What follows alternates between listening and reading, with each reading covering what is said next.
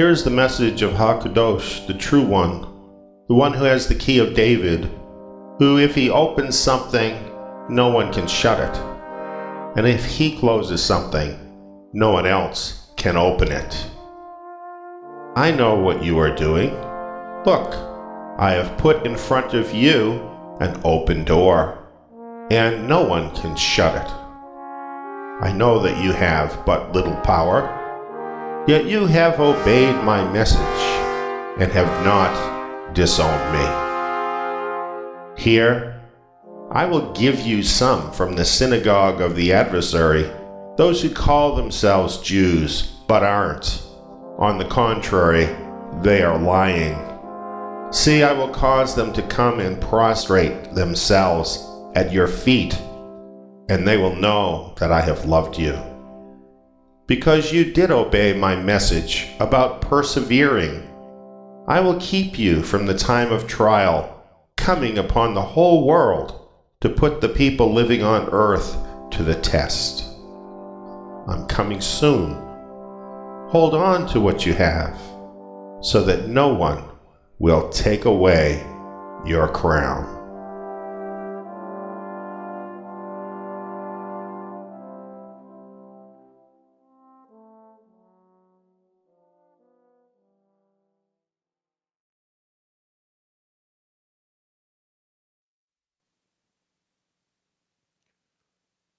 Greetings to all of the saints tonight.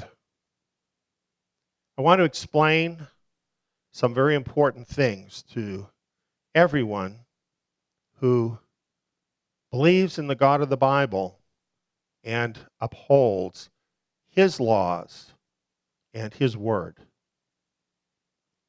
I want to explain to you that I am a Messianic Jew, so I use the Hebrew names of God.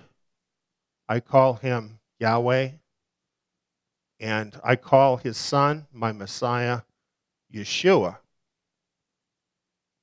If those names are unfamiliar to you, please don't be offended by them.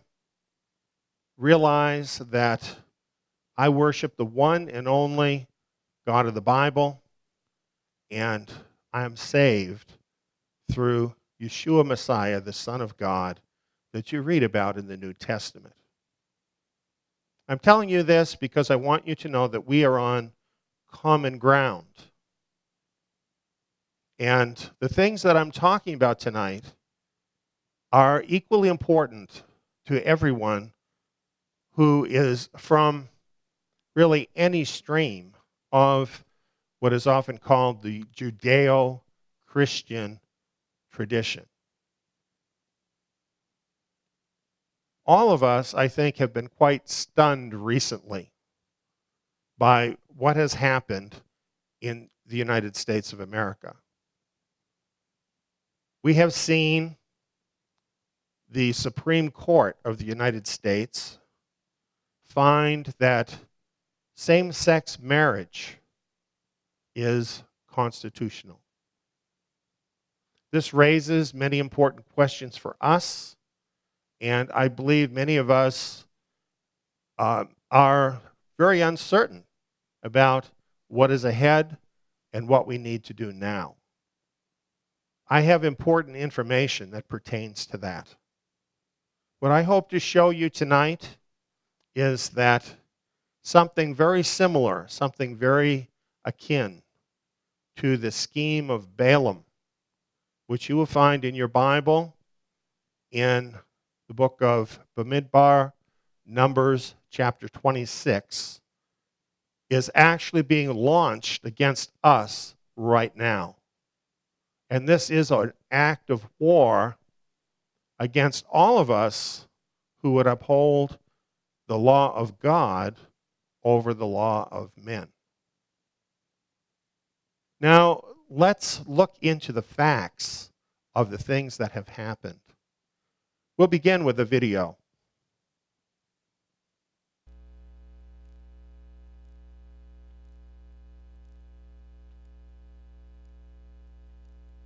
An historic ruling by the nation's highest court. President Obama described it as justice arriving like a thunderbolt. The 5-4 decision making same-sex marriage legal everywhere, and supporters were dancing in the streets as one dissenting Supreme Court justice warned of a court that is now a threat to American democracy. In a sweeping 5-4 opinion authored by Justice Anthony Kennedy, the Supreme Court declared same-sex marriage the law of the land, finding a fundamental constitutional right for same-sex couples to marry in all 50 states. It's my hope that the term gay marriage will soon be a thing of the past, that from this day forward, it will simply be marriage.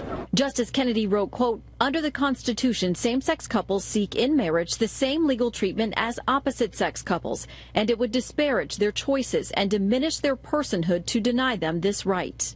This ruling will strengthen all of our communities by offering to all loving same-sex couples the dignity of marriage across this great land. All 4 dissenting justices authored their own opinions, including Chief Justice John Roberts. Quote, "The majority's decision is an act of will, not legal judgment. The right it announces has no basis in the Constitution or this court's precedent," adding, "Just who do we think we are?" As a senator, Democrat Hillary Clinton defended the traditional definition of marriage, but today the 26th contender lauded the landmark victory and praised the LGBT community for changing hearts on the issue. The 2016 GOP field roundly denounced the ruling and voiced concerns about protections for those with religious objections to same-sex marriage, despite Justice Kennedy's emphasis on First Amendment protections for, quote, "religious organizations and persons." In his dissent, Justice Samuel Alito suggested today's ruling leaves traditional marriage supporters in a tenuous position. Quote, "I assume that those who cling to old beliefs will be able to whisper their thoughts in the recesses of their homes. But if they repeat those views in public, they will risk being labeled as bigots and treated as such by governments, employers, and schools."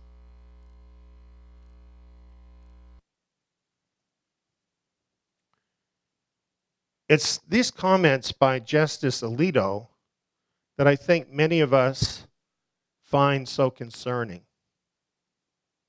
I've not met any Bible-believing people that hate gay people.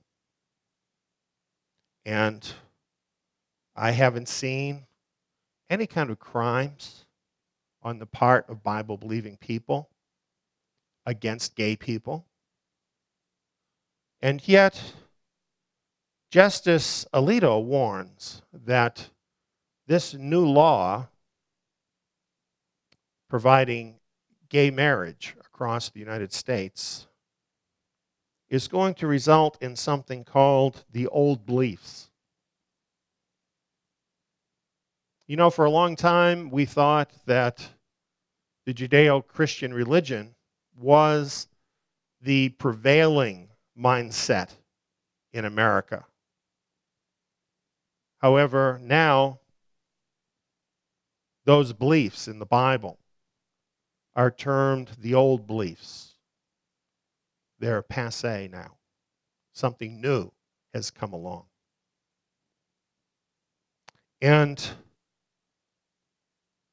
Justice Alito also said that the people who hold to those old beliefs will be labeled as bigots, and that because of that, they will be treated as bigots by the government, employers, schools, and I might add, by the public at large. How could such a big change come about in America?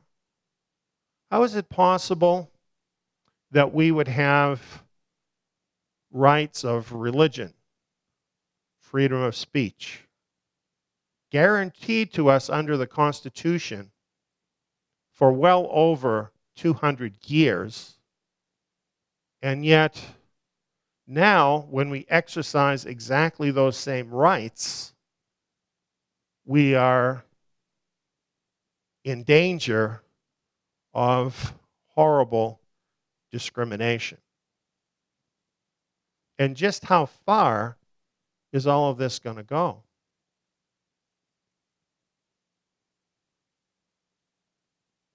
I have some information that I think will help us to sort through what's really going on and get down to the bottom of it, to see it clearly and to know what is happening.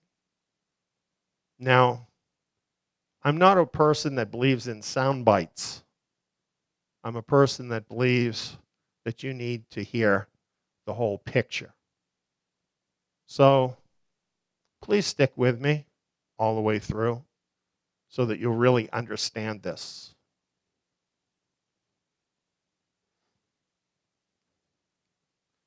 Justice John Roberts, in a dissenting opinion, said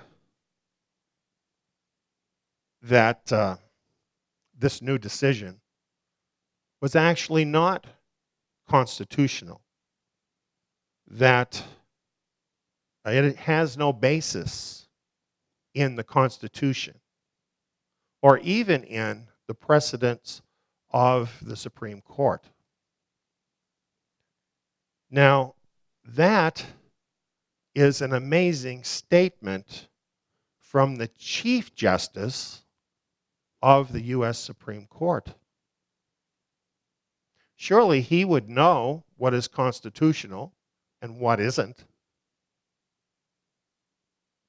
Now, as you look through YouTube and other sources, what you will find is that all of the 4 judges that gave very dire warnings about this are being vilified. And you'll find this everywhere. And they are being minimized. But let me tell you that I'm not a young person, and I've been following what is going on in this country for some time. And I have never seen a Supreme Court decision where nearly half of the court gave such ringing, sounding warnings about this decision. And we would do well to look at what Chief Justice Roberts is saying here and to examine whether or not this is true. Is this new ruling truly based in the Constitution or not? Now, clearly, I'm not a constitutional lawyer, and really, I'm talking about spiritual matters, not the constitutional matters. However, there are certain basic things about the Constitution that bear upon those spiritual matters I want to talk about. So I want to share that information with you.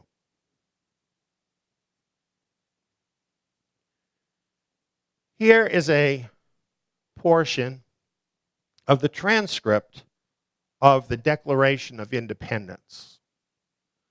The Declaration of Independence laid out for Britain the basis on which the colonies were seceding from Britain and becoming a nation of their own. Reasonably, when they formed their government and wrote the Constitution, signed the Constitution, they did it upon this basis that they established in their Declaration of Independence. It's interesting to me as I look at this that the way things worked out, I was uncovering this information on that very day, July 4th. Today, as I speak to you, it's July 5th. In the Constitution, it tells us that the rights that we have proceed from the law of nature and of nature's God. That's what the Declaration of Independence says. That is the basis on which we could secede from Britain and become a nation of our own. And then the Declaration says these timeless words: "We hold these truths to be self-evident, that all men are created equal, that they are endowed by their Creator with certain unalienable rights, that among these are life, liberty, and the pursuit of happiness, that to secure these rights, governments are instituted among men, deriving their just powers from the consent of the governed." This declaration made it very clear that the ground upon which this country was to be founded and the laws of this country were to be founded were upon God-given rights.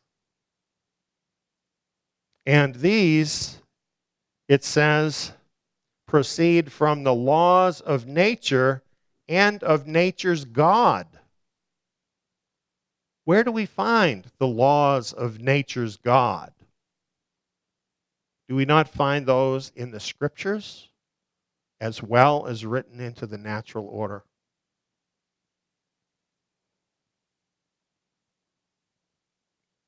It tells us here that all men are created equal.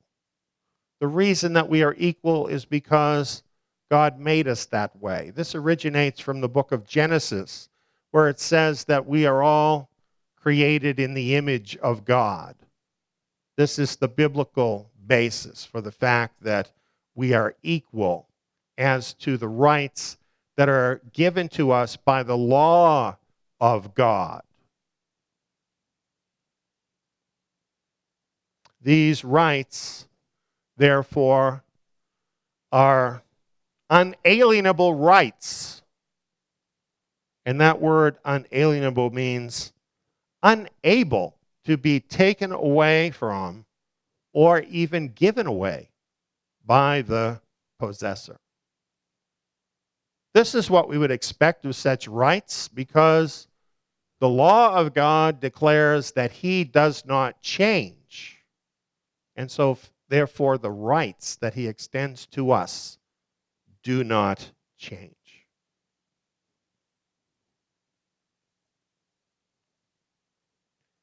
Here we have another kind of right. Now, you might have been under the misconception that human rights are the same as constitutional rights, or, in other words, God-given rights. If you thought that, you really were mistaken.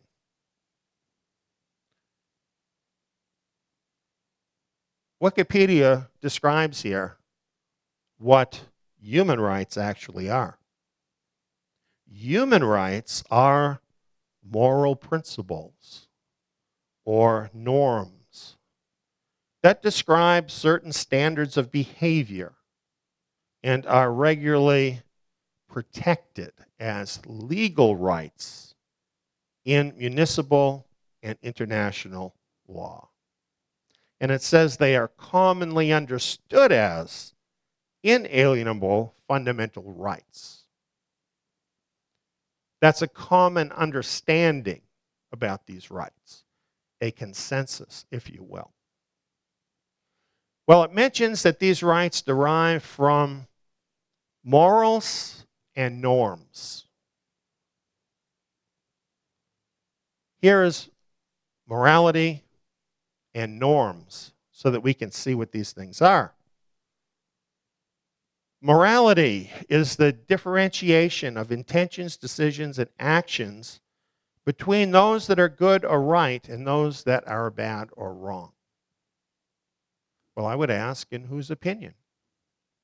Because there's lots of different opinions as to what is right and wrong. It goes on, morality can be a body of standards or principles derived from a code of conduct, from a particular philosophy, religion, or culture, or it can derive from a standard that a person believes should be universal. It seems kind of like sandy ground to me. If that's true, then norms are even more so. Norms are described as mental representations of appropriate behavior. One way of expressing that is mind control, mass hypnosis. In other words, if the people can be convinced that something is right, if they can be convinced what is good, what is bad, then that becomes the norm. Then that can become the basis for human rights.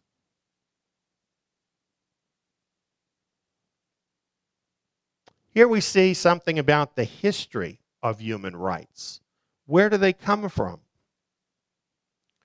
What we see from the Wikipedia article on this is that human rights, they say, come from humanism. And humanism is defined as a philosophical and ethical stance that emphasizes the value and agency of human beings. Human rights, human beings, makes sense, right? It goes on to say, a non-theistic life stance centered on human agency. What is non-theistic? That means without God, doesn't it? Leaving God out. Centered on human agency. If you leave God out and you replace God with man, what have you just done? Think about it. It includes looking to science rather than to God. According to the Humanist Manifestos, both 1 and 2, humanism is a philosophical, religious, and moral point of view. Yes, humanism is not only a philosophy, it is not only a moral point of view, but it is in fact the religion of man. This is according to the humanists themselves. Why is this relevant? This is relevant because some time ago, in fact, in 1948, member governments of the United Nations entered into something that is called the Universal Declaration of Human Rights. It says here, the Universal Declaration of Human Rights is a declaration adopted by the United Nations General Assembly on 10 December 1948, the first global expression of rights to which all human beings are inherently entitled. So this was held to be a global declaration of human rights for all mankind. We're also told in 1976, after the covenants had been ratified by a sufficient number of individual nations, the bill took on the force of international law. So this is not just a philosophical discussion we're having here. Human rights, under this Universal Declaration of Human Rights, are international law and are therefore binding upon signatories, nations. It's interesting that the American Humanist Association talks about this. And they say, inspired by our very own Humanist Manifesto, religious belief is mentioned only in reference to freedom of conscience and expression.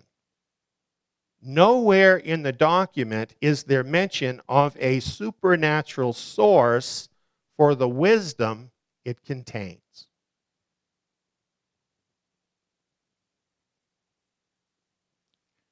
Well, here we have two kinds of rights. Under our Constitution, we have rights that are said to derive from the eternal laws of nature and nature's God. These are God-given rights. And according to this view, the object of government is to secure the unalienable rights that have been in fact given to us by God. Such rights are not subject to vote. They are not subject to human consensus.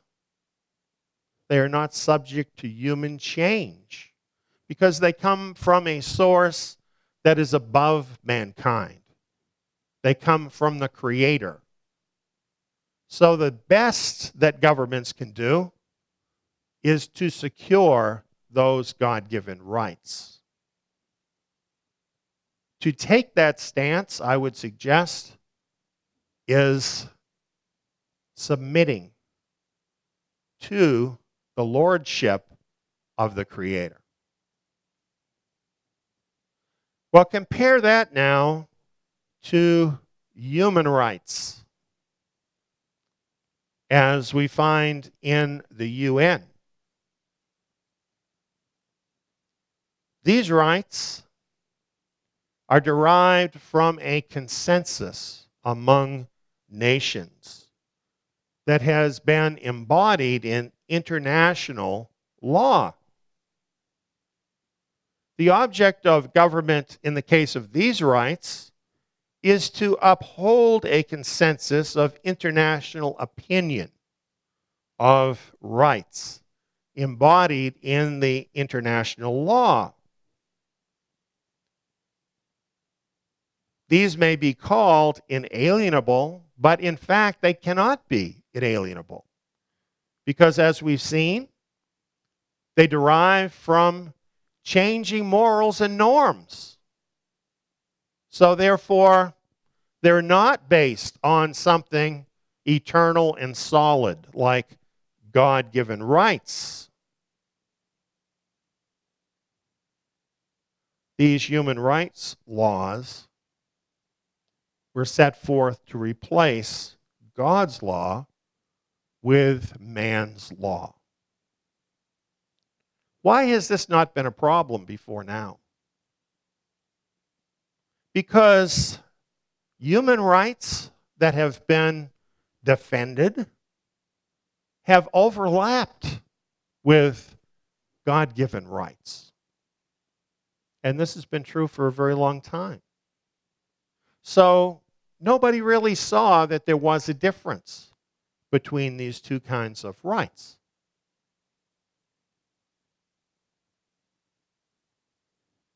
Well, this brings us to a much closer date.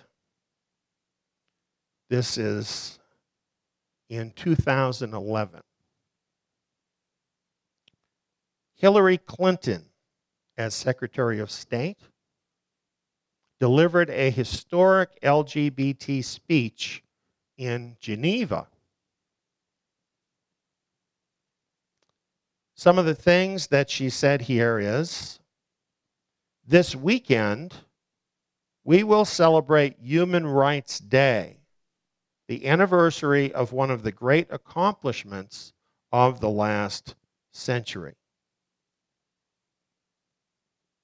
What she's talking about is the adoption of human rights in the UN. She also says in the 63 years since the Declaration was adopted, many nations have made great progress in making human rights a human reality. To the extent that those rights agree with God-given rights, I'm sure we would all be very happy with that. We want to see people be free. We want to see people have their God-given rights and exercise their God-given rights, whether that's us or other people. We want all people to have their God-given rights. So we're very happy that these rights have been extended to many more people. However, that doesn't mean the difference between God-given rights and human rights has gone away. It doesn't mean that God-given rights and human rights are always the same. Here, we have more from Hillary's speech. She says, I want to talk about the work we've left to do to protect one group of people whose human rights are still denied. They are arrested, beaten, terrorized, even executed. Many are treated with contempt and violence by their fellow citizens. Denied opportunities to work and learn, driven from their homes and countries, and forced to suppress or deny who they are. She says, I'm talking about gay, lesbian, bisexual, and transgender people, human beings born free and given, bestowed equality and dignity, who have a right to claim that, which is now one of the remaining human rights challenges of our time. Many LGBT Americans have endured violence and harassment in their own lives. And for some, including many young people, bullying and exclusion are daily experiences. So we, like all nations, have more work to do to protect human rights at home. Now, since all people under the Constitution are entitled to God-given rights, none of us who are of the biblical tradition, if you will, would want to deny citizens of the country of their God-given rights. However, issues do arise, don't they, when we compare human rights to God-given rights? Because I'm sure we all know and can produce from the Scriptures that the Scriptures give no right to people to conduct themselves in this way. Now, simply making that statement, which can be backed up by many Scriptures, does not mean that I hate gay people. It simply means that I know what the Scriptures say. Well, Hillary Clinton understood that this would be a problem for people who are Bible believers. She says, now raising this issue, I know is sensitive for many people, and that the obstacle standing in the way of protecting the human rights of LGBT people rest on deeply held personal, political, cultural, and religious beliefs. That's acknowledging something, that people do have these beliefs, including Bible-based beliefs. But then she says, some have suggested that gay rights and human rights are separate and distinct, but in fact, they are one and the same. So here she is laying out the position that gay rights and human rights are one and the same. And finally, she says, being LGBT does not make you less human. And that is why gay rights are human rights and human rights are gay rights. Well, certainly, anyone that's human is human. We agree with that. And I suppose the countries of the world who decide what their consensus is as to right and wrong can say that these are human rights, since these rights derive from humanity and not from the Creator. So this brings us to the question, what happens then to the God-given rights that we have under the Constitution, since now we have certain rights that could bring those God-given rights into question? Well, at this speech, Hillary Clinton, as Secretary of State, got into that very question. She said, "The third and perhaps most challenging issue arises when people cite religious or cultural values as a reason to violate or not to protect the human rights of LGBT citizens. No practice or tradition trumps the human rights that belong to all of us. This holds true for inflicting violence on LGBT people. No problem there. I'm sure we're all against that. Criminalizing their status or behavior. Well, people choose for themselves what they're going to do. Certainly, I'm not going to stop that. Expelling them from their families and communities. That's not up to me. Or tacitly or explicitly accepting their killing.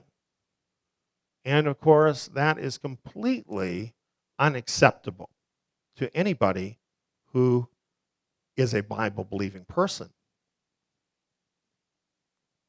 Well, she goes on to say, rarely are cultural and religious traditions and teachings actually in conflict with the protection of human rights. Indeed, our religion and our culture are sources of compassion and inspiration toward our fellow beings. It is because the human experience is universal, the human rights are universal and cut across all religions and cultures. Well, this is a problem because what this means is whatever the United Nations and the signatory countries considered to be human rights now are placed on a higher level than God-given rights.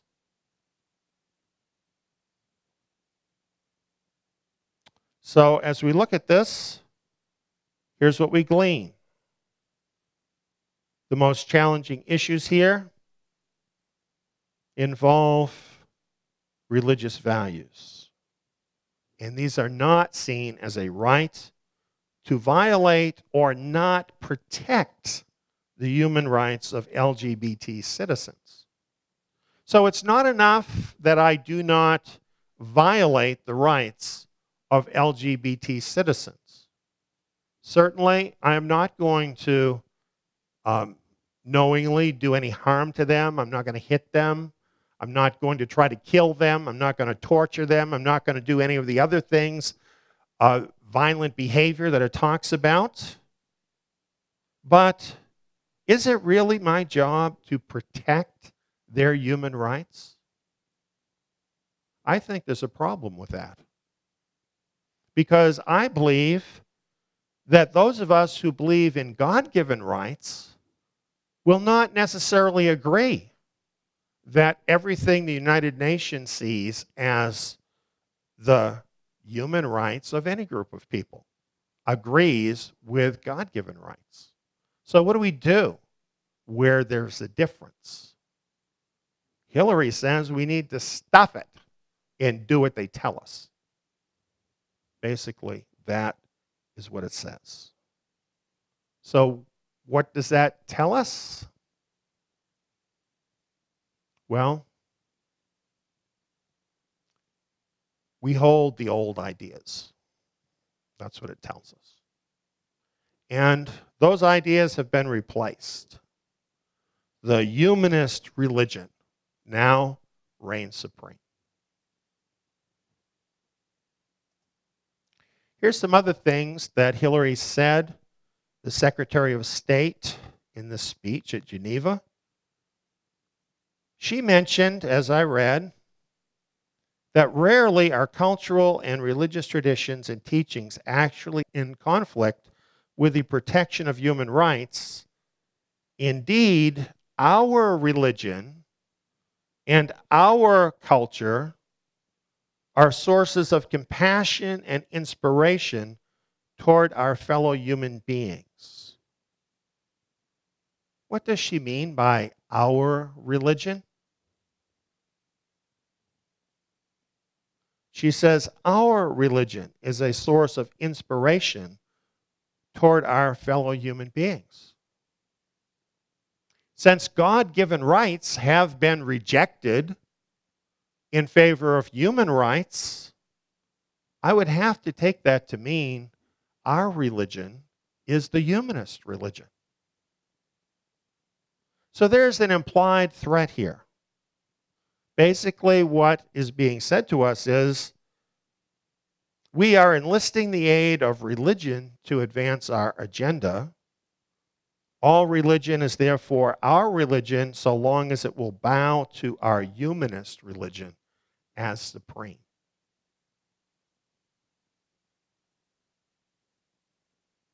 I think this is pretty much earth-shaking. Well, later, or during that very year, over 80 nations gathered for the Human Rights Council. This is 2011. I don't know what we were looking at on the news during that period. I don't remember what actor we were watching, what kind of nonsense we were looking at. I don't think many of us knew anything about this. But this happened. Over 80 nations support this statement at the Human Rights Council on LGBT rights. Well, U.S. representatives were sent to the Human Rights Council, and they participated in a joint statement on these human rights at the end of that council. This statement was signed by 85 countries, and I quote, "Ending acts of violence and related human rights violations based on sexual orientation and gender identity." Well, I have no problem with ending acts of violence. My Messiah is the Prince of Peace. However, related human rights violations really are a matter of opinion, aren't they? What does that mean? Could, for instance, changing the definition of marriage that has existed for 6,000 years, could that actually be necessary? Put another way, are we to believe that for 6,000 years, as marriage has meant a special relationship between one man, one woman, and God, somehow now has become a violation of the human rights of a class of people that before now nobody even thought to include in this group? That looks to me like a changing morality, a changing norm, where something in the past was not considered wrong, but now it is, at least according to the humanists. Well, it goes on here, it says the U.S. government is firmly committed to supporting the right of lesbian, gay, bisexual, and transgender individuals to lead productive and dignified lives free from fear and violence. So, as we saw with the statement by the Secretary of State of the Obama administration, as we see here, the United States has fully signed on to this view of human rights. Now, this is a problem to me because I'm supposed to be guaranteed God-given rights. The founding fathers told me that the responsibility of the government is to secure my God-given rights. So why is it that the government of the United States has now decided that instead of upholding my God-given rights, they're going to sign on board with these changing human rights? Well, ever since this happened, we've been seeing unusual things in the news. For instance, things like this. Changes that have been playing on the sympathies of the public, really without end. Constantly putting this before the eyes of the public. Now, really, if Bruce Jenner wants to get a sex change operation, it really is no business of mine.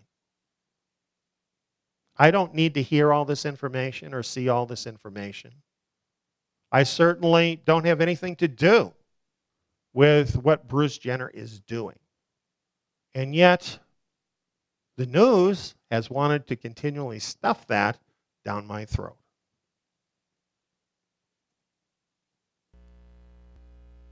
Look at this.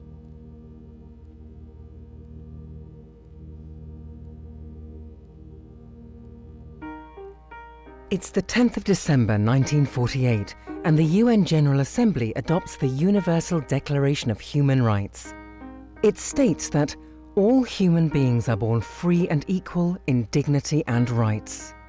Yet fast forward to 2011, and the UN Human Rights Council expresses grave concern at acts of violence and discrimination based on sexual orientation and gender identity. All over the world, lesbian, gay, bisexual and transgender, or LGBT people, are still being subjected to discrimination and acts of brutal violence, torture, kidnapping, even murder. In 76 countries, same-sex relationships are criminalized in violation of basic rights. These abuses must end. The tide is turning.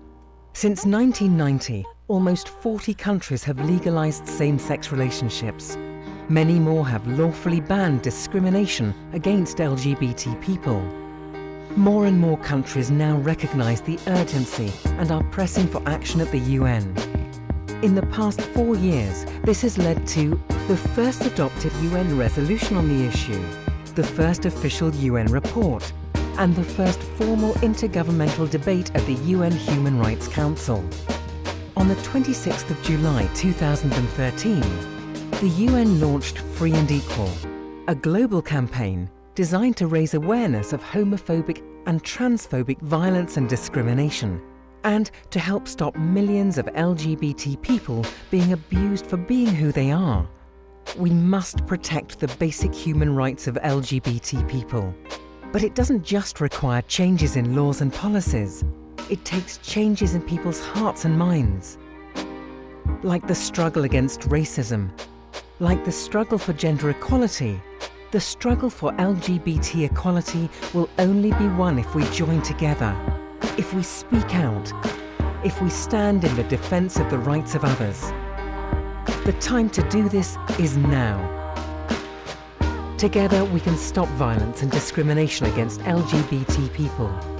Together we can build a world that is free and equal.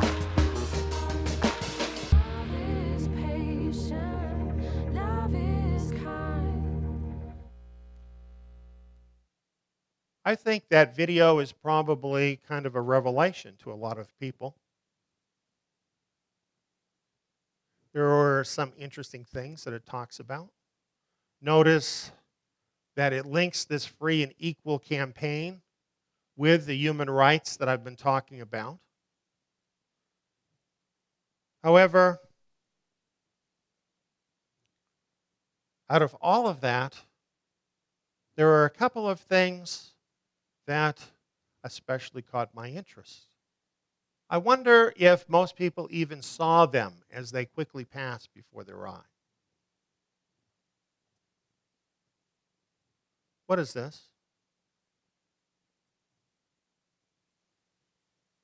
This is from that video. Did you see it? Do you wonder what that is?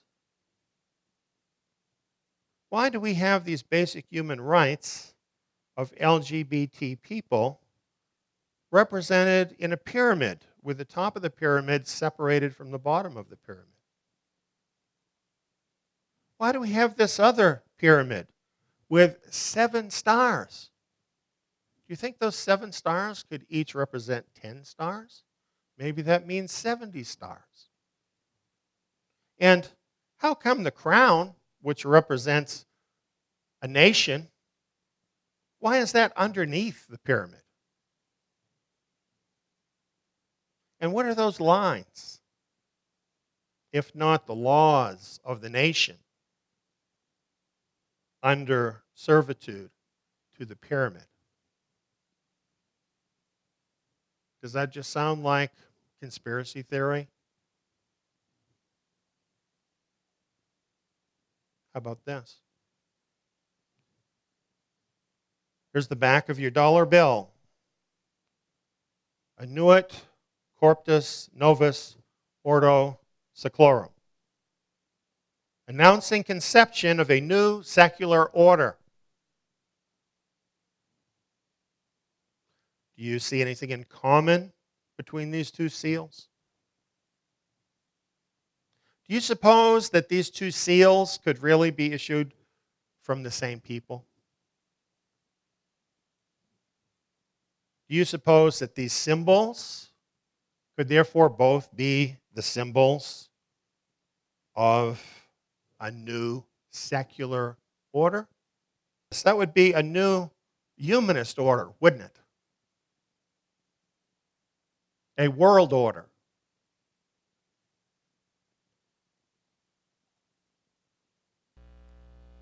Free and equal. Just imagine that. I'm sure to most all of us, this sounds wonderful. We want every person to be free and equal. But in what sense? And why is this coming up now?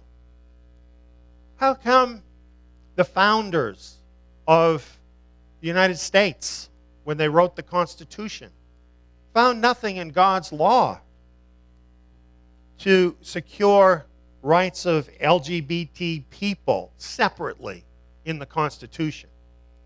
Do you suppose they thought the rights in the Constitution were the rights for all people? And how come the Constitution doesn't even mention marriage? Could it be that they didn't think that was really their business? The business of the government? But it is now. Well, here's something that should really scare you. Here is the United Nations High Commissioner for Human Rights. This is what she says. Every nation is obligated by international human rights law to protect all lesbian, gay, bisexual, and transgender LGBT people from torture, discrimination, and violence. Obligated by law. Does this mean that the United States of America, in contravention of the Constitution of this country and in violation of the oath taken by the leaders of this country, has actually made the United Nations the ruler of America?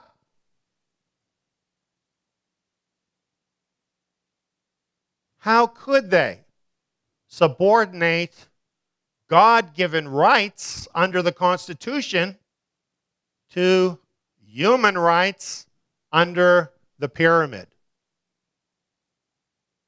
under the UN? This is just as bad as it looks, friends.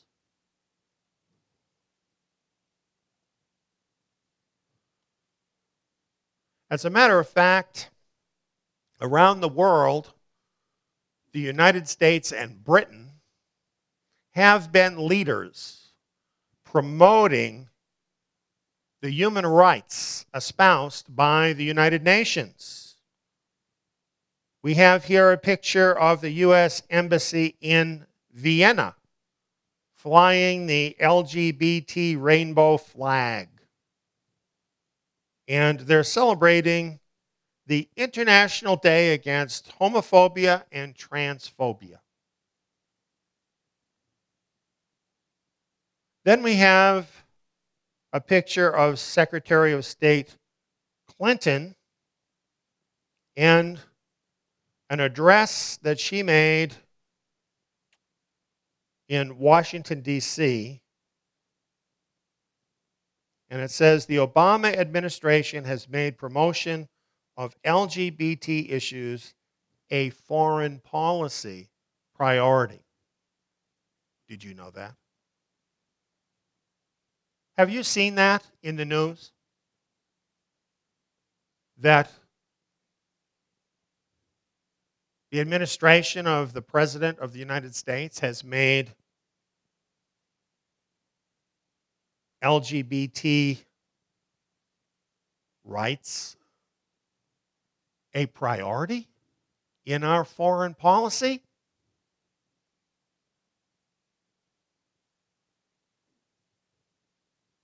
Rather interesting, isn't it?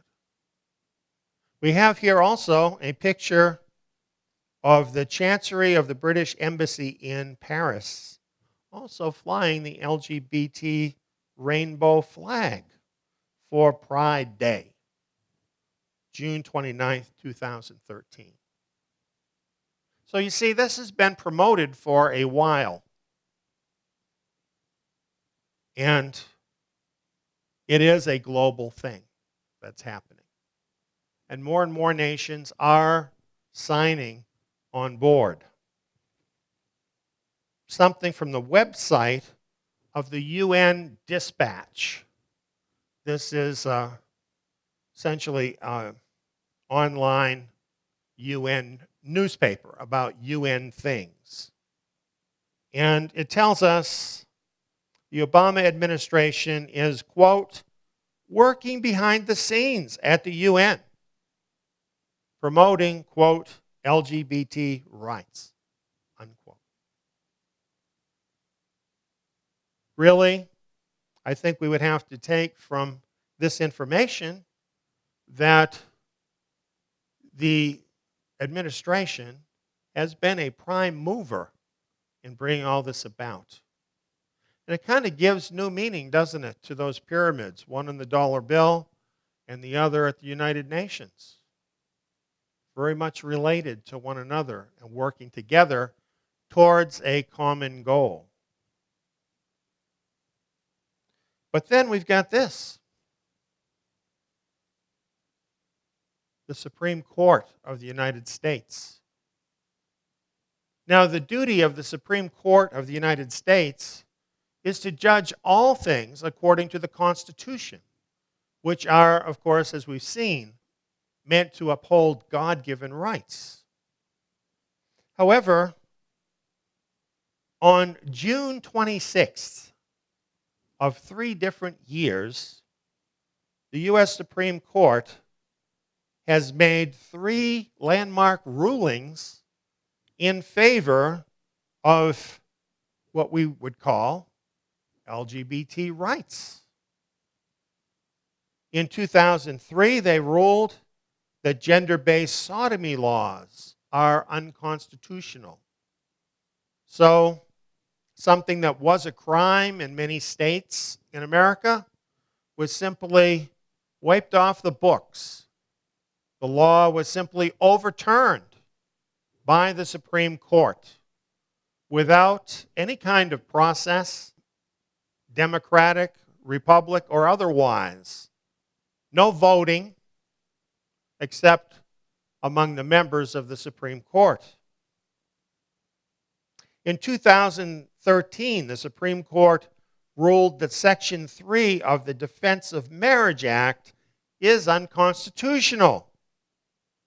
Yes, our legislative body had actually passed a law called the Defense of Marriage Act, which stated that marriage should be defined as the union of a man and a woman.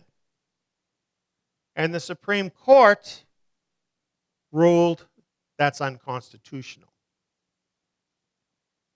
Where would they find that in the Constitution?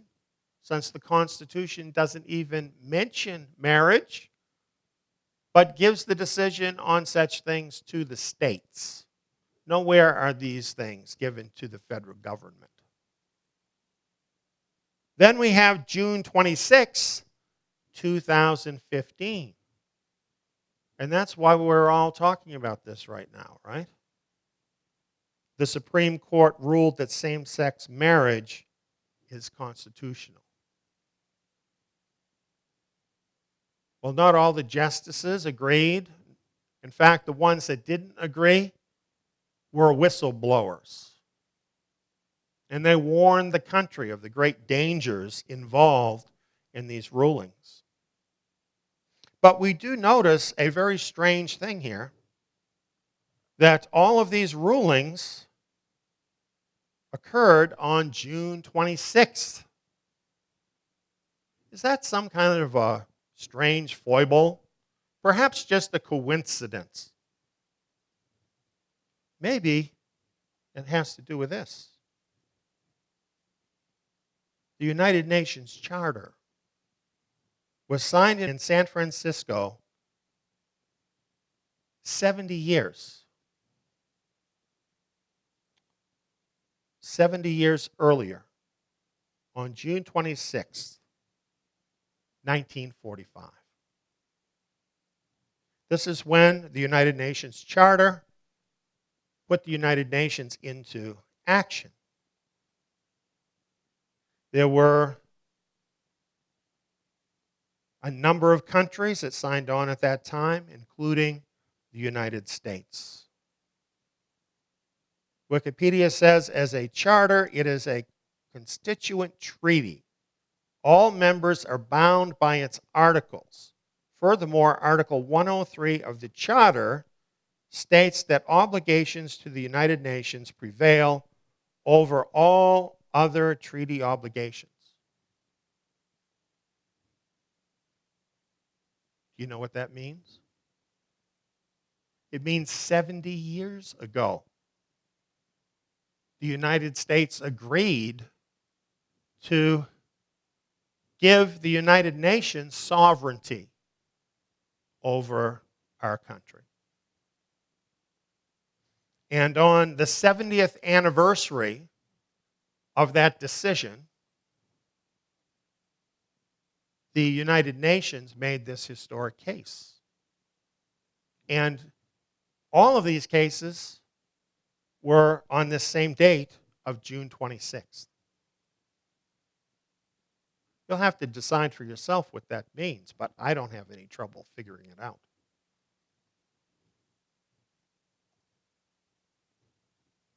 Then we have this. Doesn't look like the Stars and Stripes.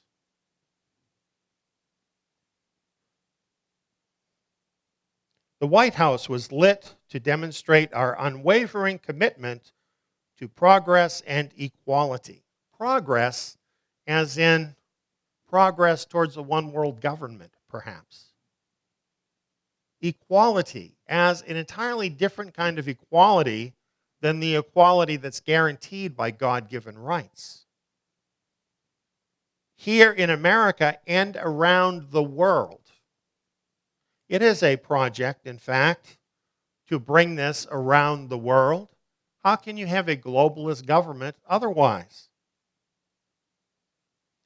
And a White House official said this: the pride colors reflect the diversity of the LGBT community, and tonight these colors celebrate a new chapter in the history of American civil rights.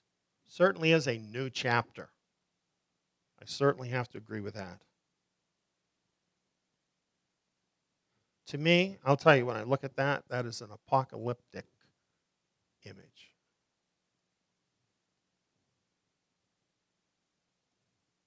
So what has happened? It's like the shell game. God-given rights are now out.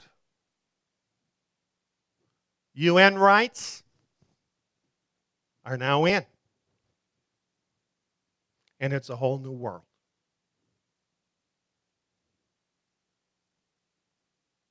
Now, I'll tell you this. This applies to God-given rights across the board.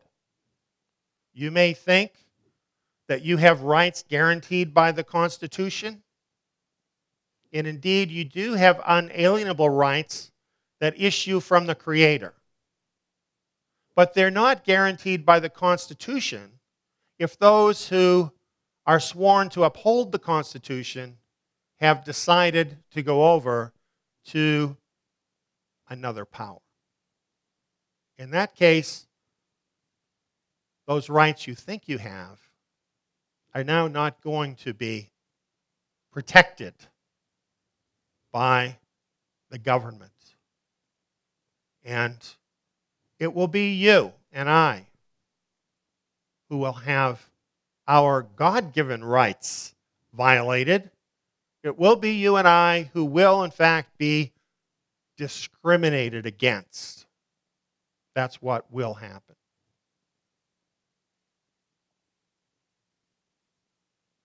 Well, things are happening fast, friends. There is a global campaign now to basically tell people of every religious tradition, hey, you've got to get on board with this. Ditch the old religious convictions and get on board. Archbishop Tutu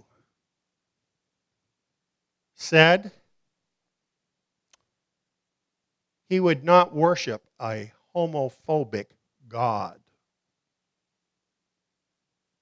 Interesting that the Archbishop considers himself qualified to judge God.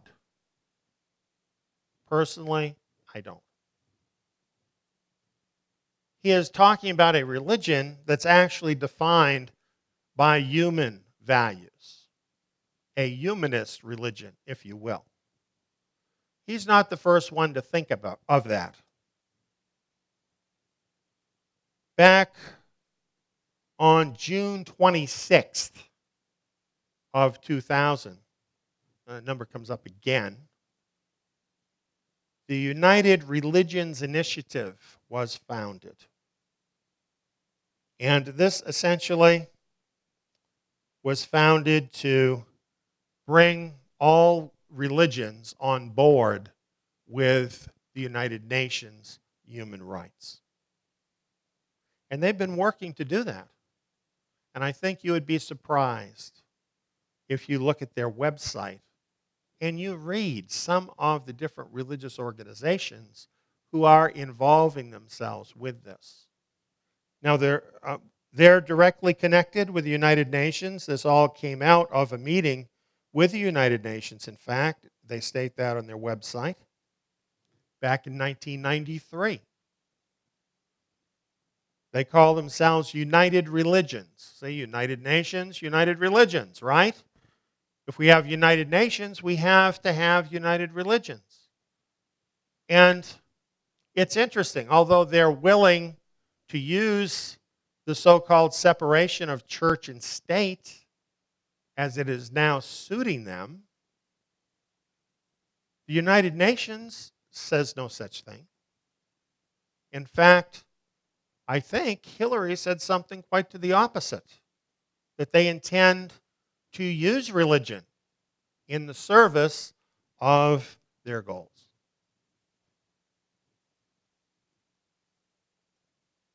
So here we are, back to Justice Alito. And I think as we look at his comments again, they take on a lot greater meaning to anybody that's paying attention. Old beliefs, bigots, treated as such. What does that mean?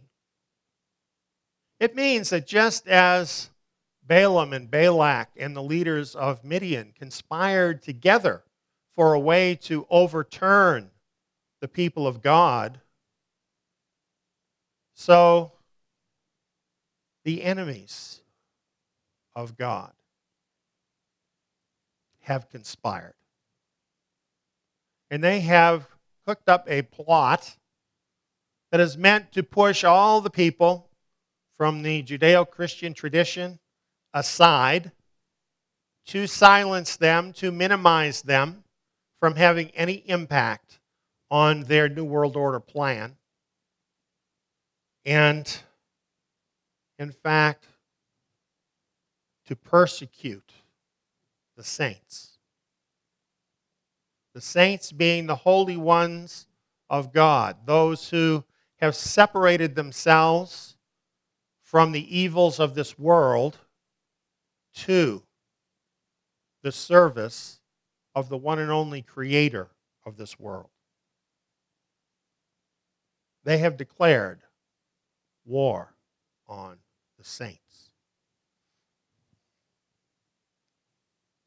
What does that mean? It means this. The fifth seal of Revelation chapter 6 has been opened.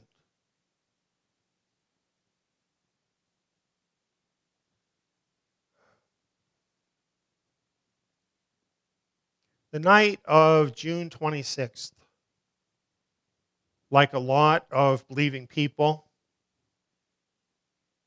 I felt the weight of the change that was going on. It was like some kind of an evil dark cloud was coming over the horizon, touching everything. I wondered what it meant. I was awake late into the night, not just that night, but several nights, seeking after a word from our Creator, asking the question, what is this all about? His answer came to me very clearly. And this is it. The fifth seal has been opened. Now, this is very serious because it talks about the saints from times past who gave their lives as obedient servants of our Messiah. And they are looking on and they are seeing what is happening. And they cry with a loud voice saying, "How long, O Lord?" Now, friend, if you happen to think the pre-trib rapture is going to come and rapture you away before you will see any of this, well, it's already started and the rapture hasn't happened. How long, O Lord? Isn't that what people say when it seems like something is going on too long? That's the fifth seal. A lot of people right now are looking for this. They're looking for the pre-trib rapture to solve their problem. But friend, it's not going to. You're going to have to decide whether you really are a believer or not.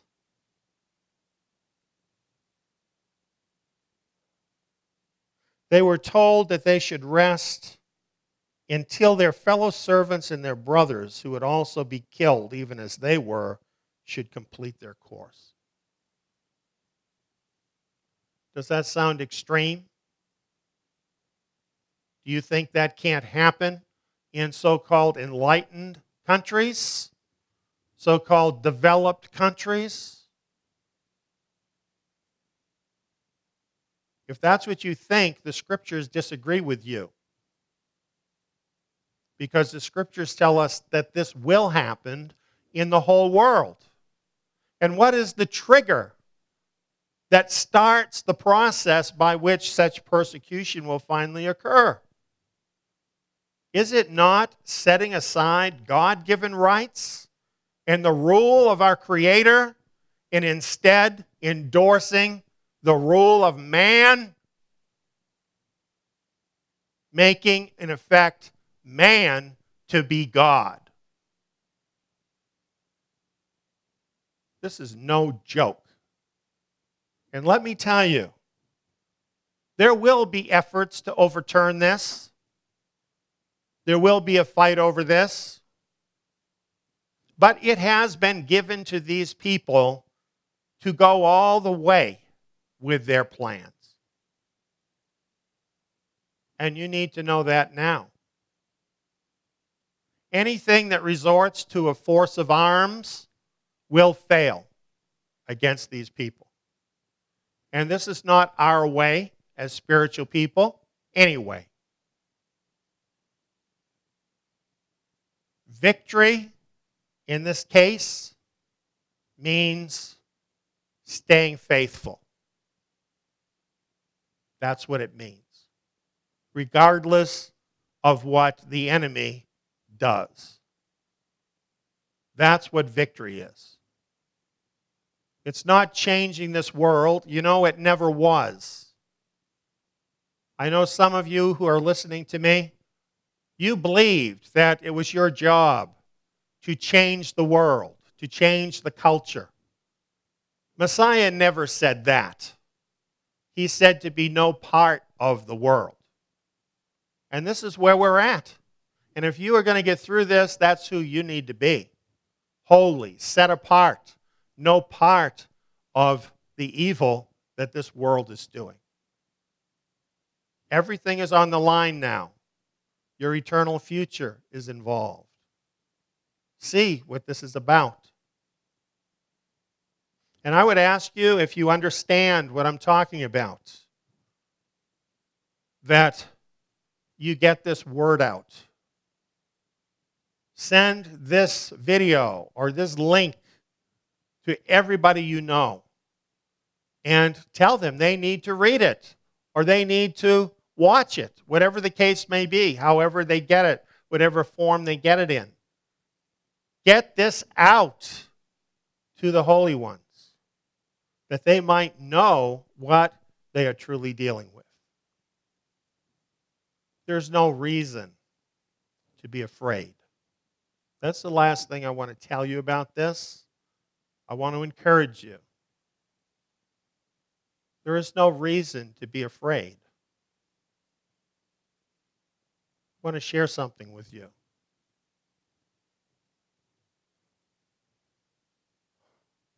The next day, after that historic ruling, this article came out. The Star of Bethlehem, the same star that was seen 2,000 years ago announcing the Messiah. After 2,000 years, on June 30th, 2015, was visible in the sky over America.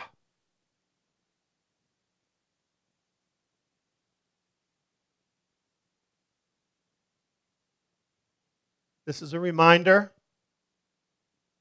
that though mankind may try to lift themselves up above God,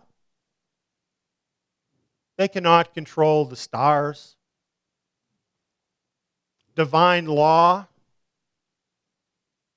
is superior. And though the scriptures say these things must happen, and it has been given to these people to pursue their goals, this is only so the question can be settled for all time as to whether or not man can rule himself or whether he needs to submit to God. So when we look at Messiah's star, among other things, I think it happened just then. It was planned just then to encourage us as we enter upon this course, this new reality, this new situation under the opening of the fifth seal, to know that the promise he has made is true, that he is with us always, even unto the end of the age. Thank you for listening, and please share this message.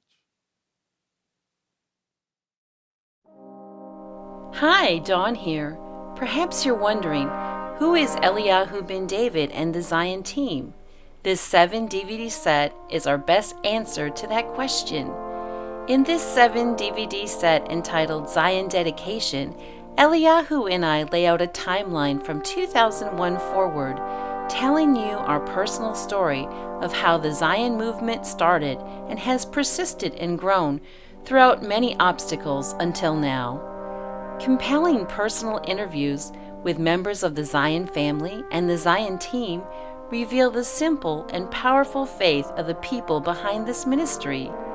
These 7 DVDs give you over 10 hours of interviews and a presentation on the Tetrad moons and the Shemitah years, and explain what these have to do with prophetic biblical timing. Watch this and you'll know us pretty well.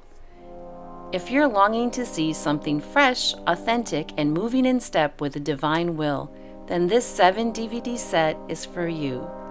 I'd like to invite you to get your personal copy of this 7 DVD set.